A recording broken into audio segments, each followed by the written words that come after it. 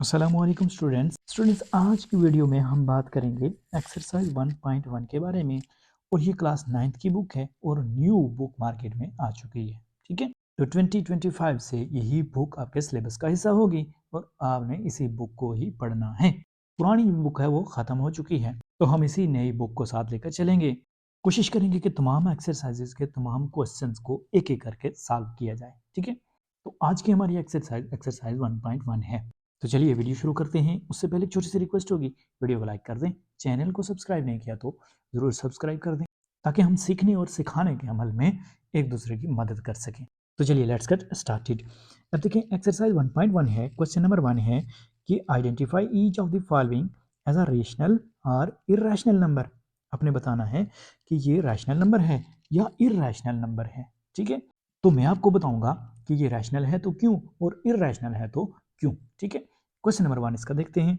अब रैशनल और इरेशनल में थोड़ा सा फर्क समझ लीजिए। क्वेश्चन मैंने आपकी आसानी के लिए पहले से ही लिख लिए हैं। ठीक है, तो देखिए फर्क क्या है कि मैं कहता हूँ ये जो पहला हमारा ये क्वेश्चन है ये क्या है, रैशनल नंबर है एक। ठीक है, क्यों रैशनल है, क्योंकि ये देखिए डेसिमल के बाद हमारे पास 353535 ये रिपीट हो रहे हैं ना।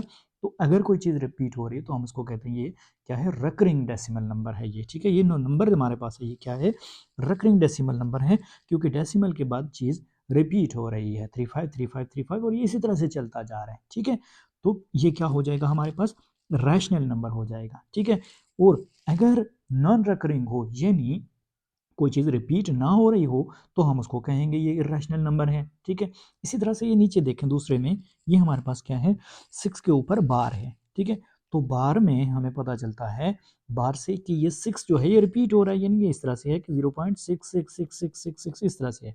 ठीक है, तो ये भी हमारे पास रैशनल नंबर हुआ। ठीक है, तो जिसमें कोई चीज़ पॉइंट के बाद रिपीट हो रही है तो उसको हम कहेंगे क्या है, रैशनल नंबर है। और आम तौर पर जो नंबर होते हैं बगैर डेसिमल के, जैसे 5 है, 7 है, 9 है, 11 है, 1 है, 2 है, 3 है, जो भी है, ये सारे क्या कहलाते हैं, रैशनल नंबर ही कहलाते हैं। ठीक है, जिसको भी पी ओवर क्यू की फॉर्म में लिखा जा सके हम उसे कहते हैं ये क्या है, रैशनल नंबर है। ठीक है, अब रैशनल के लिए एक और चीज़ याद रखें, वो क्या है कि अगर आपके पास यहाँ पर लेट सपोज कि 2 के बाद सिर्फ 3 आ जाता है तो इसका मतलब यह है कि टर्मिनेटिंग डेसिमल नंबर है ये। ठीक है, ऐसा नंबर है कि जिसमें 3 के बाद कुछ भी नहीं आ रहा और ये ऑल टोटल कैंसिल आउट हो गया। ठीक है, तो हम कहेंगे कि ये क्या है, हमारे पास ये भी रैशनल नंबर है। ठीक है, टर्मिनेटिंग है यानी यहाँ पर ख़त्म हो रहा है, इसके आगे कुछ नहीं है, तो ये कहेंगे हम इसको कि टर्मिनेटिंग डेसिमल नंबर है। ठीक है, और इसी तरह से अगर नॉन टर्मिनेटिंग हुआ तो वो चलता जाएगा। ठीक है, यानी उसका कोई आंसर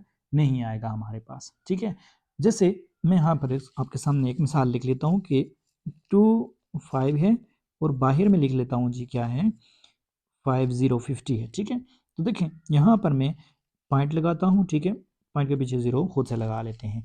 तो पॉइंट लगाया और ज़ीरो बढ़ाया, क्यों, क्योंकि अंदर छोटा था बाहर बड़ा था। ठीक है, तो 50 को मैंने 250 पे ले जाना है, तो 55,000 कितना होता है, 250 होता है। ठीक है, तो अब देखिए ये यहाँ पर कैंसिल आउट हो गया।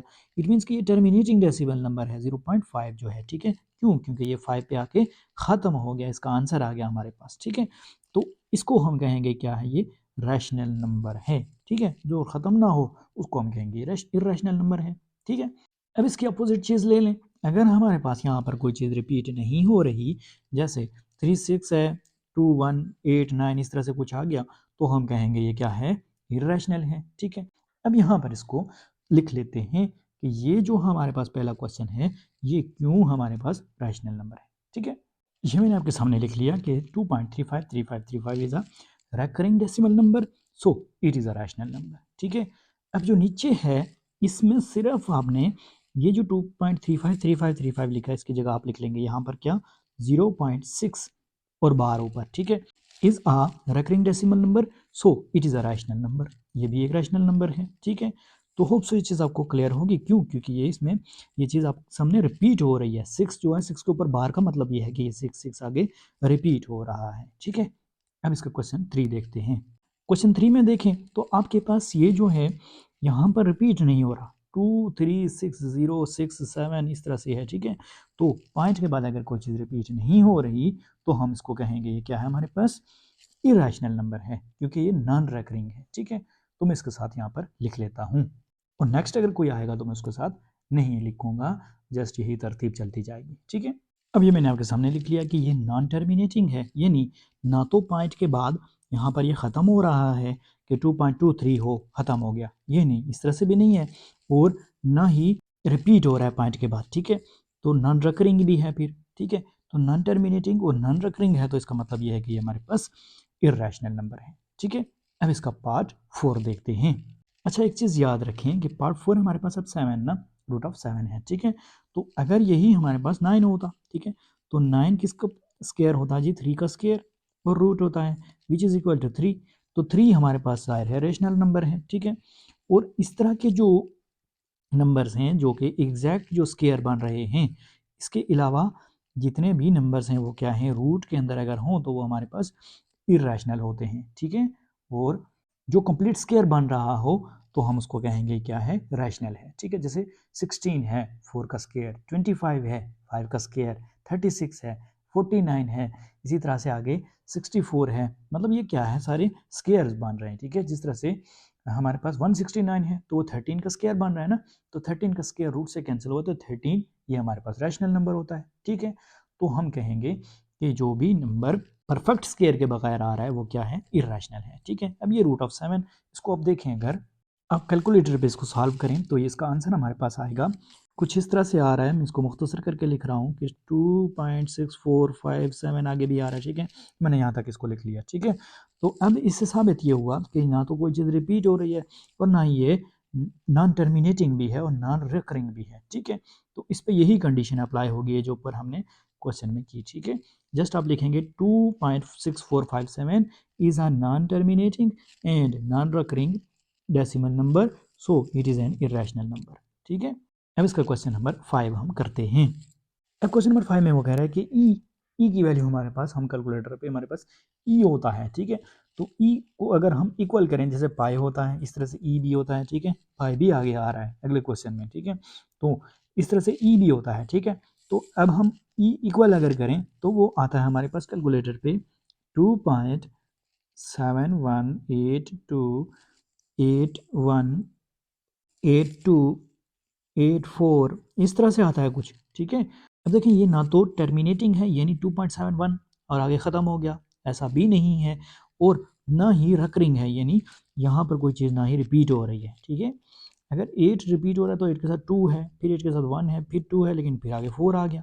ठीक है, तो अगर ये इस तरह से होता कि 8281 8281 8281 इस तरह से भी होता तो हम इसको कहते हैं क्या है? हमारे पास रैशनल है, लेकिन ये रैशनल नहीं। क्यों? क्योंकि इसमें आप देखें कि हमारे पास यहाँ पर कोई चीज़ रिपीट भी नहीं हो रही और टर्मिनेट भी नहीं हो रहा, यानी यहाँ पर ये ख़त्म भी नहीं हो रहा, तो ये क्या होगा?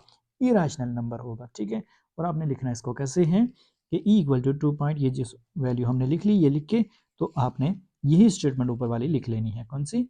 ये जो लिखी हुई है। ठीक है, is non terminating and non recurring decimal number, so it is an irrational number. Okay, ये हमारा आंसर होगा इसका। ठीक है, लिखना ज़रूरी तो नहीं है ना, जस्ट टाइम वेस्ट है। ठीक है, अब क्वेश्चन नंबर 6 है हमारे पास कि जिसमें वो कह रहा है कि पाई पाई की वैल्यू आपको पता है कि जब हम कैलकुलेटर पे पाई और इक्वल करते हैं तो ये हमारे पास आता है कि 3.1459 आता है, उसके बाद 2653 एंड इसी तरह से ये चलता जाता है। ठीक है, तो अब देखें ये ना तो यहाँ पर ये ख़त्म हो रहा है यानी 3.14 कुछ इस तरह से आ जाता फिर भी ठीक था, लेकिन ना तो ये ख़त्म हो रहा है और ना ही यहाँ पर ये कोई चीज़ रिपीट हो रही है पॉइंट के बाद। ठीक है, 141414 इस तरह से भी नहीं है। ठीक है, तो ये भी non recurring and non terminating है। ठीक है, तो हम यहाँ लिखेंगे कि 3.1459265 is non-recurring and non-terminating decimal number, so it is an irrational number। ठीक है, अब नेक्स्ट क्वेश्चन देखते हैं इसका। अब जो क्वेश्चन नंबर 7 है इसमें कह रहा है कि 5 प्लस रूट ऑफ 11। ठीक है, तो जब हम इसको कैलकुलेटर पे करते हैं डायरेक्टली मैं लिख सकता हूँ इसको कि 5 प्लस रूट ऑफ 11। ठीक है, ये मैंने किया तो ये इक्वल टू आ गया जी, ये भी कुछ इसी तरह से आ रहा है कि इरेशनल बन रहा है। ठीक है, तो यहाँ पर भी ऊपर भी आप इक्वल टू लिख सकते हैं। अच्छा, किसके इक्वल आ रहा है कि 8.31 और आगे आ रहा है जी 6624 कुछ इस तरह से आगे भी चलता जा रहा है। ठीक है, तो लिहाजा साबित ये हुआ कि यहाँ पर ना तो कोई चीज़ रिपीट हो रही है, यानी 316 या कुछ इस तरह से रिपीट हो रहा होता, या 3 रिपीट हो रहा होता, या 31 रिपीट हो रहा होता, तो हम कहते ये रैशनल नंबर है। अब पॉइंट के बाद ये ना तो चीज़ रिपीट हो रही है और ना ही यहाँ पर ये ख़त्म हो रहा है, यानी 8.31 जस्ट आंसर होता तो हम कहते ये रैशनल नंबर है। तो इसका मतलब ये हुआ कि ये इर्रेशनल नंबर है, क्योंकि non terminating and non recurring decimal number है। ठीक है, लिखेंगे कैसे, जैसे हमने ऊपर लिखा है। ठीक है, अब इसका क्वेश्चन नंबर 8 देखते हैं। क्वेश्चन नंबर 8 भी इसी तरह का है कि √3 प्लस √13।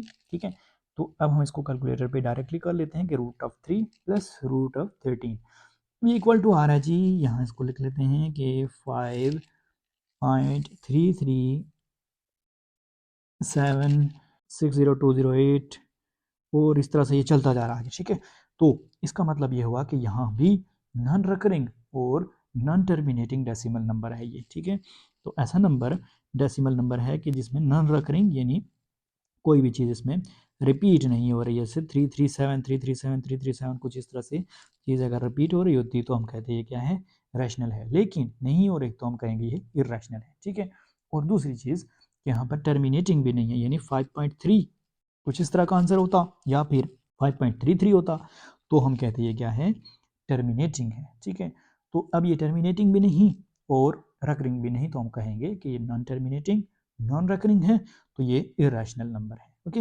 अब क्वेश्चन नंबर 9 देखते हैं।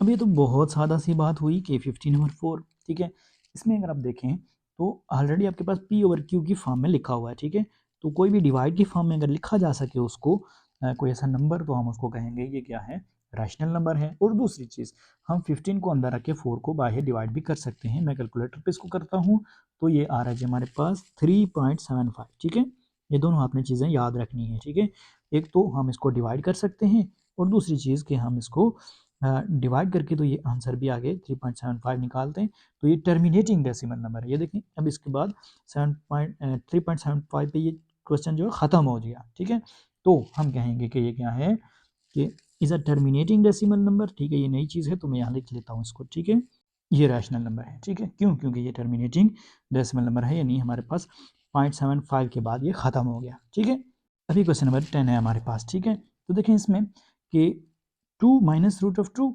और इंटू 2 प्लस रूट ऑफ 2, यानी a माइनस बी और a प्लस बी, ये आ गया ना हमारे पास। तो a plus B, a minus C किसके बराबर होता है, ये होता है a square minus B square की। ठीक है, a square minus B square equal to ये आएगा जी 2 का स्क्र माइनस रूट ऑफ 2 का स्क्र। ठीक है, इस तरह से आ जाएगा। तो 2 का स्क्र होता है 4 माइनस रूट ऑफ 2 का स्क्र, स्क्र रूट से कैंसिल हुआ तो ये हमारे पास आ गया 4 माइनस 2, तो 4 माइनस 2 इज़ अ 2, तो 2 जो है वो एक रैशनल नंबर है, ये हमें पता है। ठीक है, क्योंकि हम इसको P/Q की फॉर्म में लिख सकते हैं। कैसे, जैसे यहाँ पर देखें ये 2/1।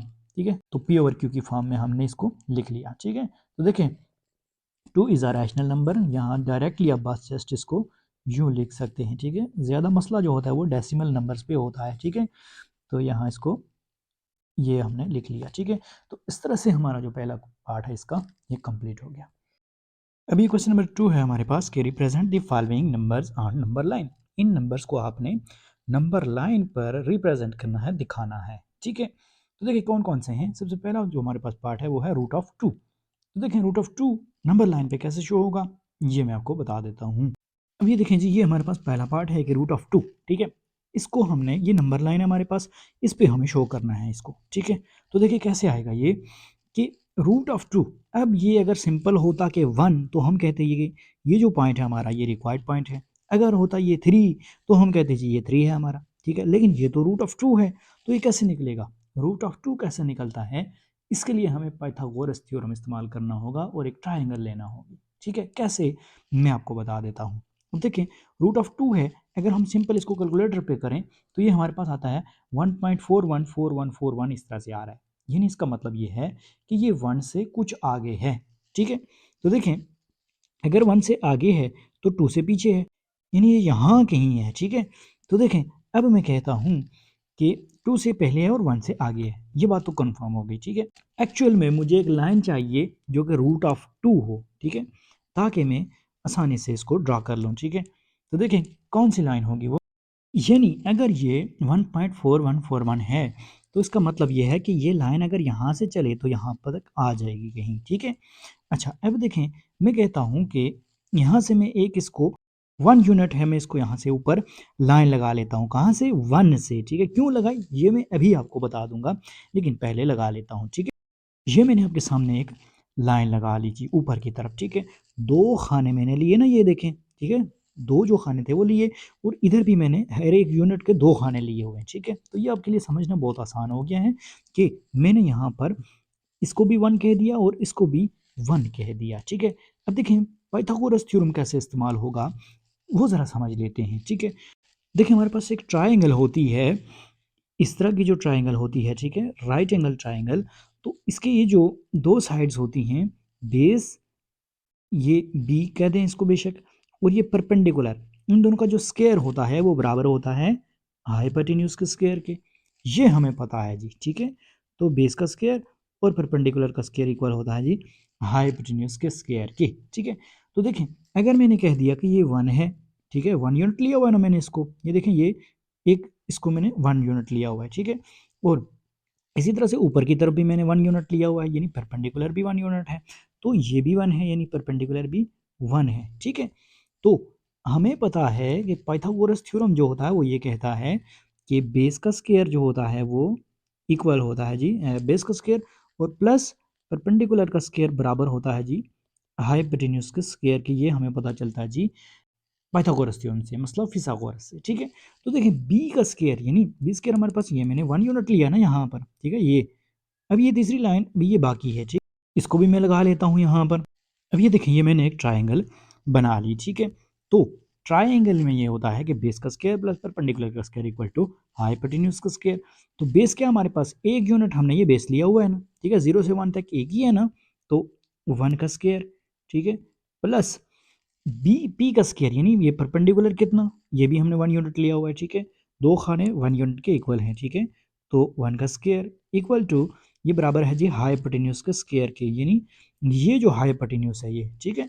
अच्छा, अब देखें 1 का स्क्वायर प्लस 1 का स्क्वायर यानी 1 प्लस 1 2 आ गया, और बराबर है जी ये हाइपोटेन्यूज के स्क्वायर के, ठीक है। तो 2 इक्वल टू हाइपोटेन्यूज का स्क्वायर, तो यहाँ पर इसका ले लेते हैं जी स्क्वायर, रूट लेते हैं स्क्वायर रूट, तो स्क्वायर रूट से कैंसिल हुआ तो h हमारे पास कितना आ गया, यानी हाइपोटेन्यूज हमारे पास कितना आ गया जी, यहाँ मैं इसको लिख लेता हूँ कि रूट ऑफ 2 आ गया, ठीक है। इसका मतलब ये है कि ये जो लंबाई है हमारी ये रूट ऑफ 2 है, ठीक है।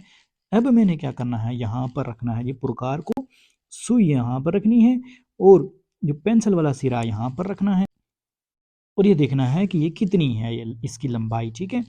तो इसी के मुताबिक यहाँ रखकर मैंने यहाँ से एक आर्क लगा दी इधर को, ठीक है। तो ये यहाँ पर आ रही है, ठीक है। तो इसका मतलब ये है कि ये जो लेंथ है हमारी ये इक्वल है ना इसके, ठीक है, ये और ये आपस में इक्वल हैं। तो हमें पता चल गया कि ये क्या है, ये जो पॉइंट है हमारा ये रिक्वायर्ड पॉइंट है, ये जो नंबर है ये यहाँ पर आएगा रिक्वायर्ड नंबर, ठीक है। तो इसको हम कहेंगे ये रूट ऑफ 2 है, ओके। यहाँ हम इसको लिख भी सकते हैं कि ये क्या है, रूट ऑफ 2 है, ठीक है। तो आपके सामने मैंने कर दिया, इसको बहुत आसान है, सिर्फ आपने क्या करना है, पाइथागोरस थ्योरम को जहन में रखना है, ठीक है। वो होता है बेस का स्क्वायर यानी 1 यूनिट और इसका स्क्वायर, इधर भी 1 यूनिट और इसका स्क्वायर, बेस का स्क्वायर परपेंडिकुलर का स्क्वायर बराबर होता है ये हाइपोटेन्यूज के स्क्वायर के। हाइपोटेन्यूज हमारे पास जब हमने 1 1 लिया है बेस और परपेंडिकुलर को, तो हाइपोटेन्यूज हमारे पास ऑटोमेटिकली रूट ऑफ 2 आ गया। इसका मतलब ये हुआ कि ये जो लेंथ है हमारी ना ये, तो ये है ही रूट ऑफ 2, ठीक है। तो जब ये रूट ऑफ 2 है तो इसी को लेकर मैं यहाँ से 0 से एक आर्क इधर को लगा लूँ तो ये हमारी रूट ऑफ 2 ही आ जाएगी, ठीक है। तो सारा तरीकाकार मैंने आपको समझा दिया, अब से यह चीज़ आपको क्लियर होगी। अब ये क्वेश्चन नंबर 2 में कह रहा है कि इसके पार्ट 2 है कि रूट ऑफ 3, ठीक है। तो रूट ऑफ 3 को जब हमने कैलकुलेटर पे किया तो ये भी हमारे पास 1.73 इस तरह से कुछ आ रहा है, ठीक है। इट मीन्स कि ये भी कम ही है 2 से, ठीक है। तो देखें यानी ये पॉइंट जो है ये हमारा 1 और 2 के दरमियान में ही कहीं आएगा, ठीक है। तो ये देखें यहाँ तक ये 1.5 है, इससे थोड़ा सा आगे कहीं यहाँ तक आ जाएगा, ठीक है। तो खैर इसी तरह से हम इसको नहीं लगा सकते, हम इसको कैसे लगाएंगे, प्रॉपर मेथड के जरिए, प्रॉपर तरीके के जरिए, ठीक है। तो सबसे पहले आपने वही तरीका अपनाना है जो आपने पिछले क्वेश्चन में किया है, ठीक है।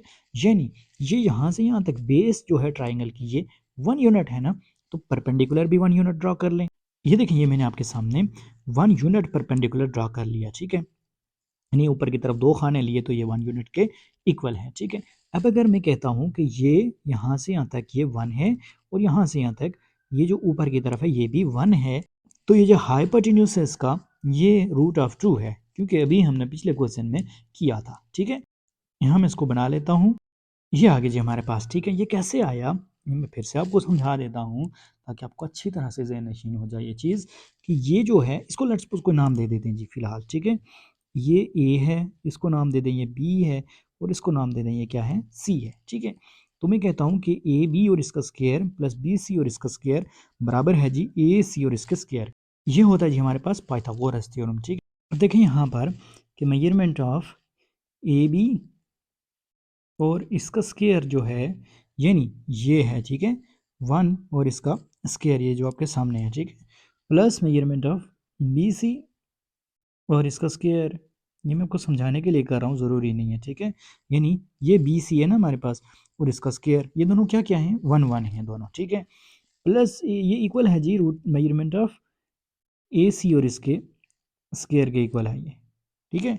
हमें ये पता चल गया कि ये ए बी जो है इसका स्क्वायर और बी सी जो है इसका स्क्वायर ये बराबर है ए सी और इसके स्क्वायर के इक्वल है ये, ठीक है। तो देखें यहाँ पर मैं इसको लिख लेता हूँ जी कि ए बी कितना है, 1 यूनिट है हमने लिया हुआ है ना, ठीक है, प्लस बी सी कितना है, 1 यूनिट लिया हुआ है, ठीक है। तो इक्वल टू ये है जी ए सी, मेजरमेंट ऑफ ए सी, ये हमारे पास नहीं तो इसी तरह लिख लेते हैं, ठीक है। फिलहाल नहीं, लेकिन हमें पता है कि ये √2 है क्योंकि हमने पिछले क्वेश्चन में किया था, ठीक है। तो 1 का स्क्वायर प्लस 1 का स्क्वायर यानी 1 का स्क्वायर 1 ही रहेगा और 1 का स्क्वायर 1 ही रहेगा, equal to measurement of A सी और इसका स्क्वायर आएगा, ठीक है। तो 1 + 1 2 equal to measurement of A सी और इसका स्क्वायर, ठीक है। तो मेजरमेंट ऑफ ए सी और इसका स्क्वायर होगा, ठीक है। अच्छा, अब हम लेते हैं जी इसका रूट और इसका भी हमने रूट ले लिया, तो रूट स्क्वायर से कैंसिल हुआ, तो ये हमारे पास क्या आ गया, measurement of A C equal to √2 आ गया, ठीक है। अब बात समझने की है, यहाँ तक तो हमने पिछला क्वेश्चन भी किया था, ये नहीं, ये जो हमारे पास आ चुका है ये √2 है, ये कंफर्म करना था हमने, ठीक है। अब हम क्या करते हैं यहाँ पर कि अगर ये √2 है तो डी को रखते हैं हम यहाँ पर, यानी ये जो सेंटर पॉइंट है डी का यहाँ पर आना चाहिए, ठीक है। तो डी को यहाँ रखा, यहाँ पर हमने लिया जी 90 डिग्री, ठीक है। तो 90 डिग्री किधर आ रहा है, देखें ये यहाँ पर आ रहा है ना 90 डिग्री, ठीक है। यानी ये 90 डिग्री सीधा ऊपर को होता है, ये जैसे मैंने लाइन लगाई, ठीक है। तो यहाँ पर रखकर हमने लिया जी 90 डिग्री। अब हम क्या करते हैं कि यहाँ से हम 1 यूनिट ले लेते हैं ऊपर को, ठीक है। तो 1 यूनिट कहाँ पर आएगा, ये तकरीबन यहाँ पर आएगा, ठीक है। तो 1 यूनिट ले लिया जो कि यहाँ पर आ गया जहाँ पर मैंने पॉइंट लगाया है। अब हम इसको मिला लेते हैं नीचे, ठीक है, यानी ये 0 के साथ, ठीक है। तो ये जो लेंथ आई है ना हमारे पास, ये जो लेंथ है ये क्या है हमारे पास, √3 है। ये हमें कैसे पता चला कि √3 है, तो देखें सबसे पहले इसको कोई नाम दे देते हैं, मैं इसको नाम देता हूँ जी डी का, ठीक है। तो ताकि हमारे जो समझने में इसको आसानी हो हमें समझने में, ठीक है। तो ये देखें ये जो लाइन है ये √2 है, यानी ये बेस भी है और √2 भी है, ये परपेंडिकुलर है और ये 1 है, ये हमें पता है, ठीक है। तो हम यहाँ इसको लिखते हैं कि बेस का स्क्वायर यानी √2 और इसका स्क्वायर प्लस कर लें इसमें परपेंडिकुलर का स्क्वायर, वो कितना है, 1 यूनिट है, ठीक है।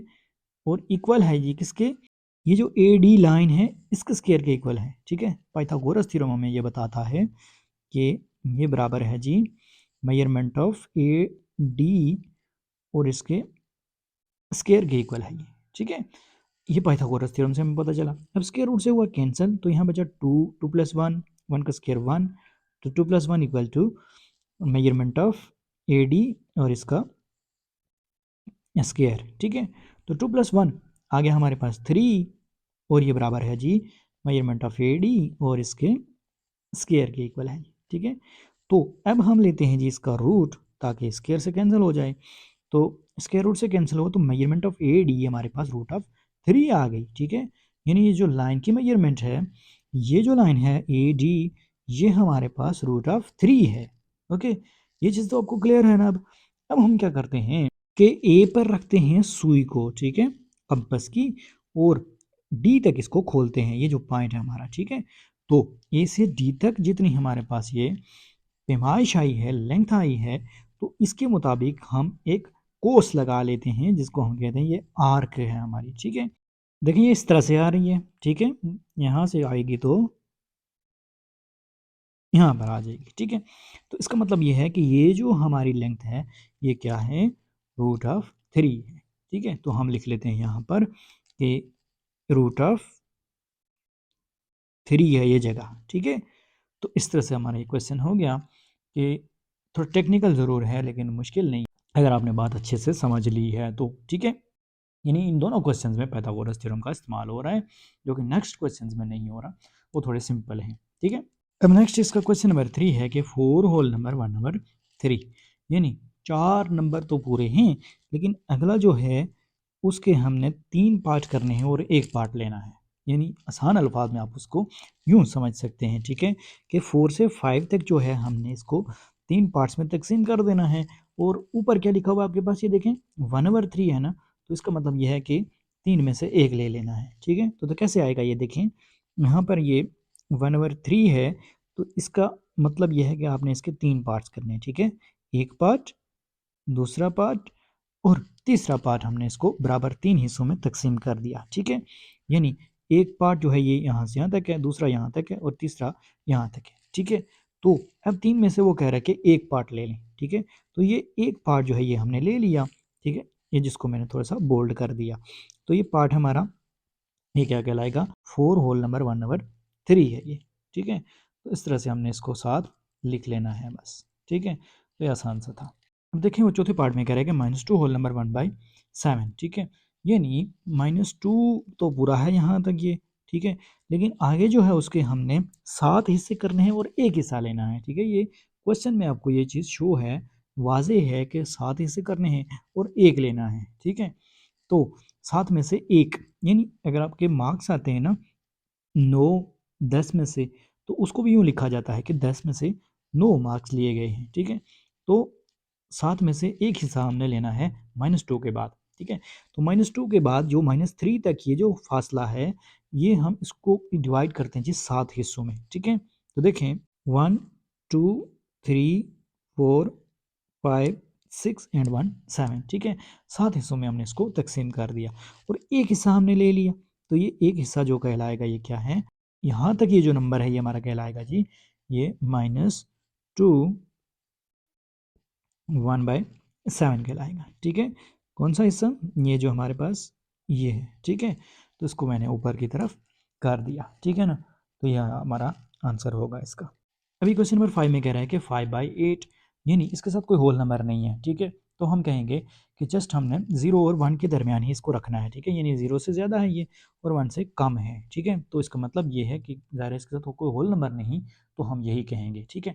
तो 8/5 यानी हमने इसके 8 हिस्से करने हैं और 5 उसमें से ले लेने हैं, ठीक है। तो 8 हिस्से इसके पहले कर दें, तो ये कुछ यूँ आएगा कि 1 2 3 4 5 6 7 और एक आगे जो है 8, ठीक है। तो इसमें से हमने 5 ले लेने हैं, तो 5 ये यहाँ तक आ रहे हैं, देखें ये जो हमारा पॉइंट है ये यहाँ पर आ रहा है, ठीक है ना। तो इसको हम कहेंगे कि ये 5/8 है हमारे पास, ठीक है। क्वेश्चन नंबर 6 है हमारे पास कि 2 होल नंबर 3/4, हमने इसको रिप्रेजेंट करना है कहाँ पर, नंबर लाइन पर, ठीक है। तो 2 पूरे हैं, इसका मतलब ये है कि 2 तो पूरे हैं, 2 होल नंबर है ना, तो 2 तो पूरा है यहाँ तक, ठीक है। 2 से 3 तक हमने इसको तकसीम करना है 4 हिस्सों में और उसमें से 3 ले लेने हैं, ठीक है। क्वेश्चन आपके सामने है कि 4 हिस्सों में तकसीम करें, 2 के बाद और 3 ले लें उसमें से, ठीक है। तो 2 के बाद इसको 4 हिस्सों में तकसीम कर देते हैं जी, ठीक है। तो ये हमारे पास क्या आ गया, 1 2 3 एंड 4, 4 हिस्सों में तकसीम हो गया और इसमें से हमने 3 ले लिए, ठीक है। तो 3 जब लेंगे तो ये यहाँ पर हमारे पास आएगा, ठीक है। तो हम इसको लिख लेते हैं कि 2 होल नंबर 3/4 ये यहाँ पर आया है, ठीक है। बस इतना सा काम आप लोगों ने करना है। तो इस तरह से हमारा ये क्वेश्चन था ये भी कंप्लीट हो गया। तो होप सो ये वीडियो आपके लिए इन्फॉर्मेटिव थी, आपको पसंद आई होगी।